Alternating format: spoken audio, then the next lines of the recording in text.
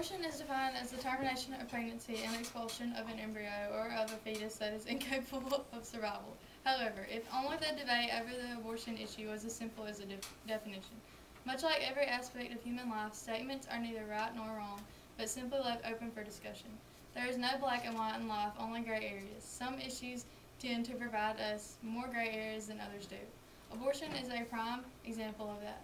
Those who are against abortion claim that it is the murder of a helpless baby who has not yet had the chance to live. However, the debate opposite of it is just as intense.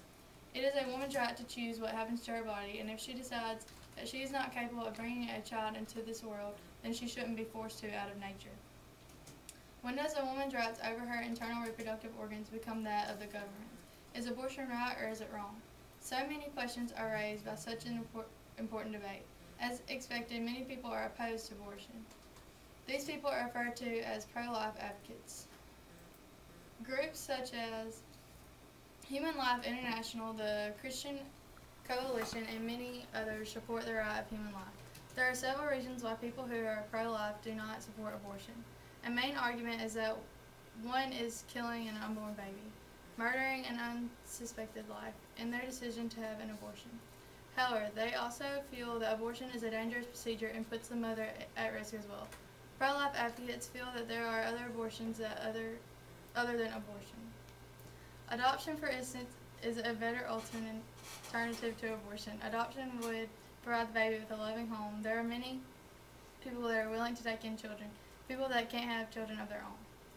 Pro-life advocates who are opposed to any and all killing would definitely support finding a home for a baby opposed to terminating it. Many different aspects of pro-life can be interpreted in even more ways. The second side to the debate is pro-choice. A pro-choice advocate is someone who feels that the woman's right to choose should come before anything, even human life. The main argument of pro-choice advocates is that women should have the right to choose what happens to their own bodies. They use the Roe v. Wade case of 1973 to support their arguments. Roe v. Wade has provided a fundamental basis for nearly all of the laws regarding abortion that exist today. It ruled the right of privacy is broad enough to encompass a woman's decision whether or not to terminate her pregnancy. However, aside from the obvious issue of whether or not it is a woman's right to choose, pro-choice advocates also bring into play the idea of a mother's physical safety. In cases where the mother may be put in danger if she were forced to give birth to a child, some people feel abortion should be implicated. There are other instances where people feel that abortion is justified. It seems unfair to most pro-choice advocates and many women in general that a woman be forced to have a baby that was conceived out of rape or incest. It seems that every time the mother were to look upon her child, he or she should be a constant reminder of the horrible act that brought about the child's creation into the world. In addition, incest can raise issues of mental retardation and handicaps. However, among all of these issues, the right to choose remains the main focus of pro-choice advocates.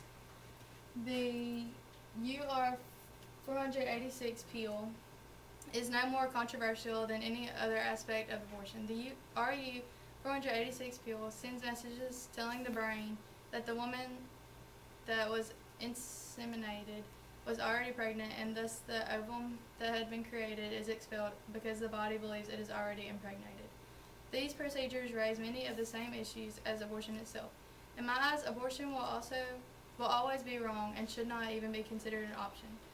Although the abortion debate is filled with gray areas, the interpretation that one chooses to understand those gray areas with is what will ultimately answer their own personal questions about the morality or immorality of abortion.